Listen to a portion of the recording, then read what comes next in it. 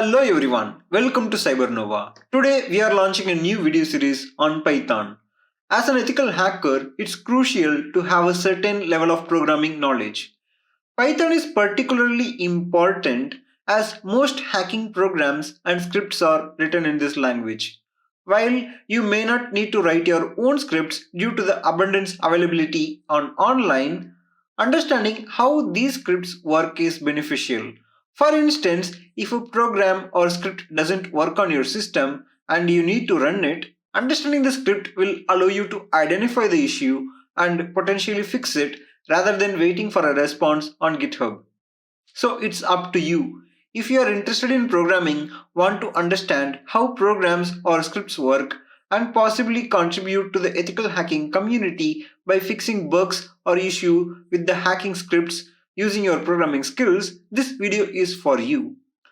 Alternatively, if you already have some programming knowledge and can understand and fix programs and scripts, you might want to consider following the ethical hacking video series. The choice is yours.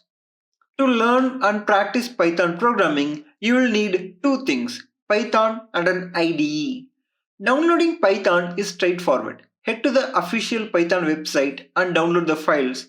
I have installed Python 3.10.6 for AA projects on my PC, but you can install the latest version for learning and practicing Python. Python comes with an IDE, but I prefer VS Code. It's free, open source, and available on all platforms, making it a better option in my opinion. To download VS Code, head to the official VS Code website. After installing VS Code, go to the extension tab, search for Python and install the Python programming pack. That's it. You are ready to write your first Python program. Click on File, New File, Python file. VS Code will create a Python file for you. Inside the IDE, let's type our first program, the classic Hello World program. Type printf, open parenthesis, open quotes, and type hello, world.